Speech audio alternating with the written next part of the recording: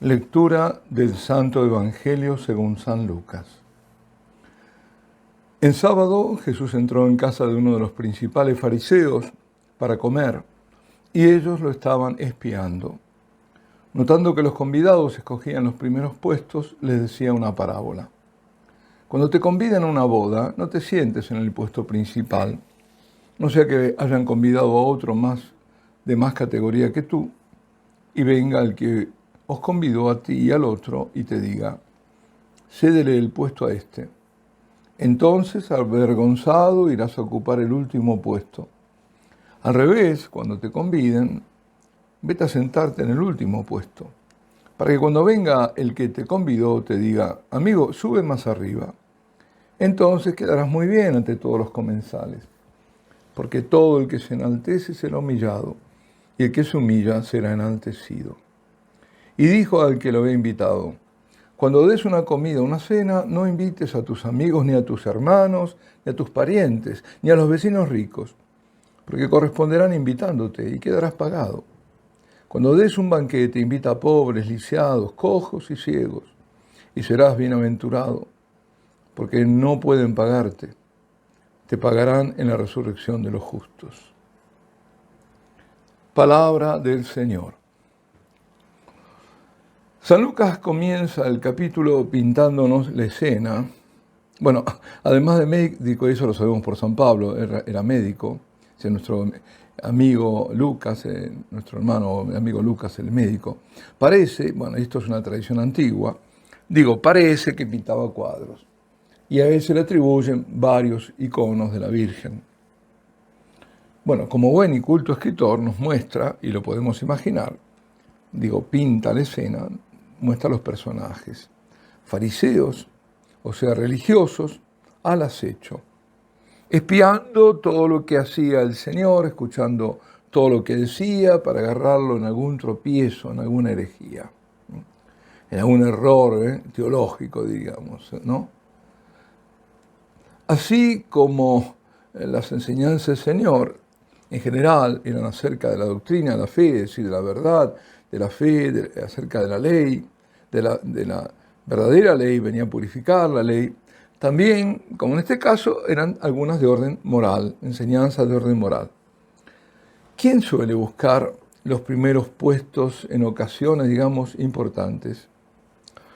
Aquel que quiere hacerse ver, aquel que no desea quedar desapercibido, aquel que considera que él debe estar ahí, en primera fila, en los primeros asientos.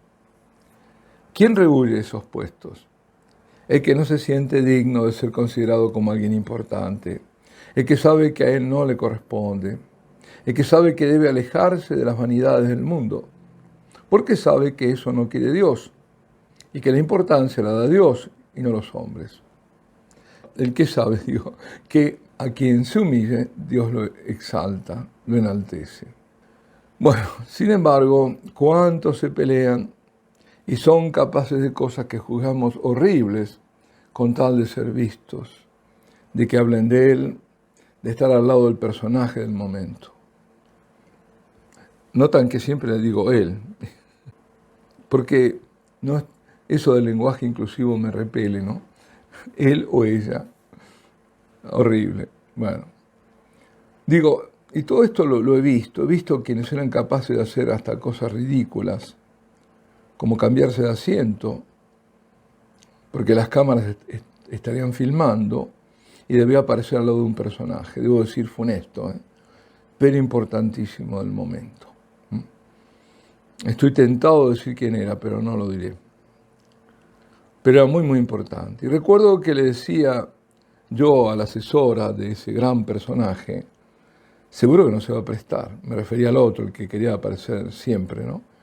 No se va a prestar a eso, a hacer todo ese cambio y todas esas cosas. Era absurdo, medio ridículo. Y ella, más joven que yo, pero con mucho más experiencia en estas cosas, me dijo, he'll love to do it, you'll see.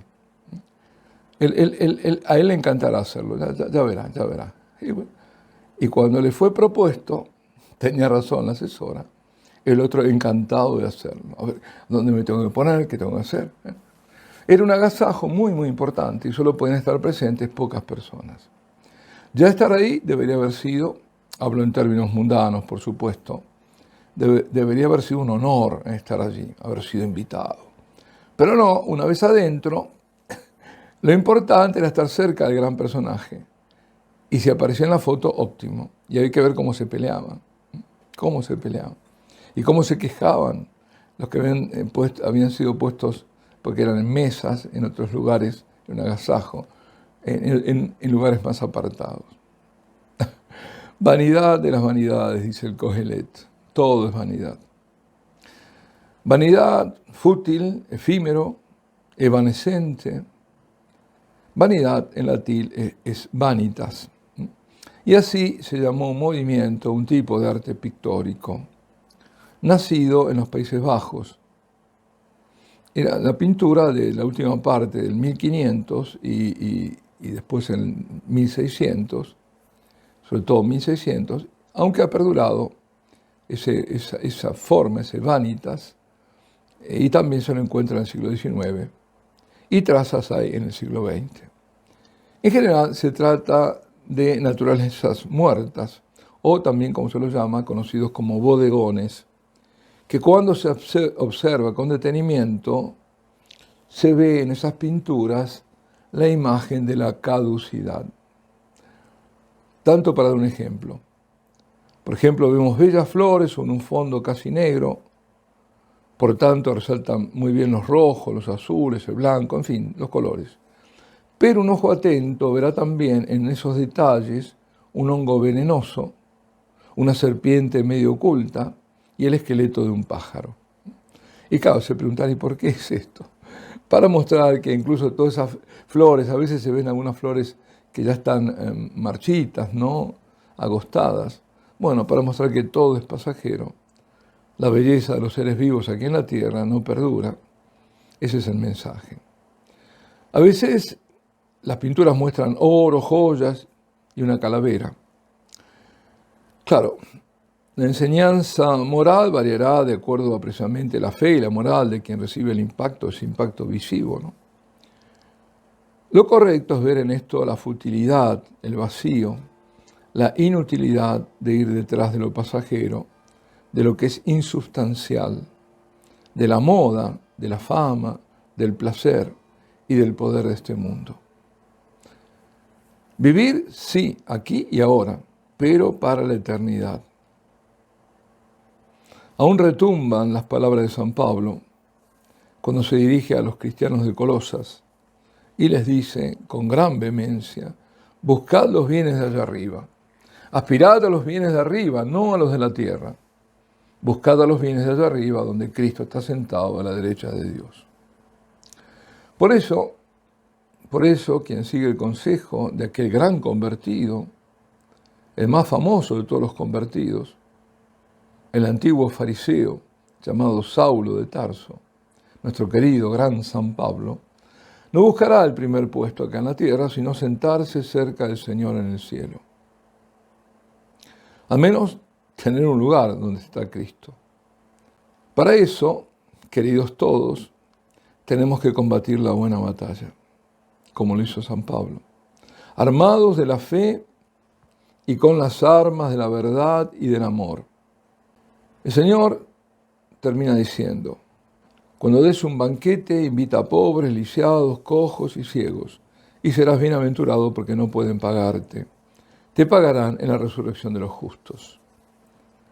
Nos está diciendo, agasaja al pobre, al desvalido, porque no te pagarán ellos, sino que quien te ha de retribuir lo que has hecho es el mismo Dios. Es Jesucristo que será tu juez.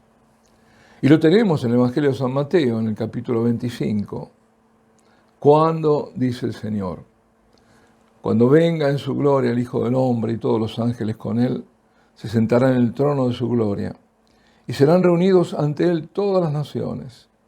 Él separará a unos de otros, como un pastor separa las ovejas de las cabras.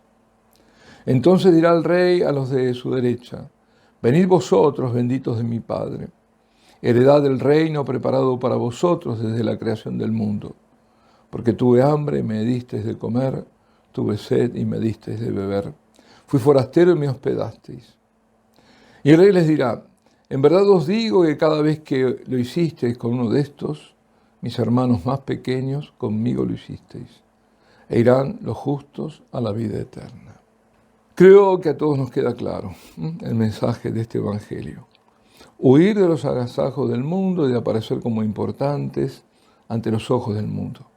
No gastar nuestras energías, nuestra vida por lo efímero, lo que es vacío y lo que está condenado a muerte, sino poner nuestro corazón, nuestra mente y la fuerza de nuestra voluntad en Dios y en su obra. Señor, ¿qué quieres de mí? Ilumíname, muéstrame el camino hacia ti y hacia el hermano. No tengamos metas ni mundanas ni mediocres. Alcemos la mirada, busquemos y trabajemos para el cielo.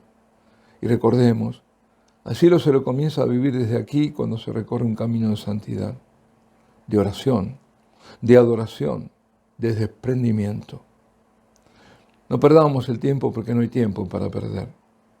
El bien hay que hacerlo hoy. La caridad es de cada día, la oración a cada momento y con ella la continua reparación.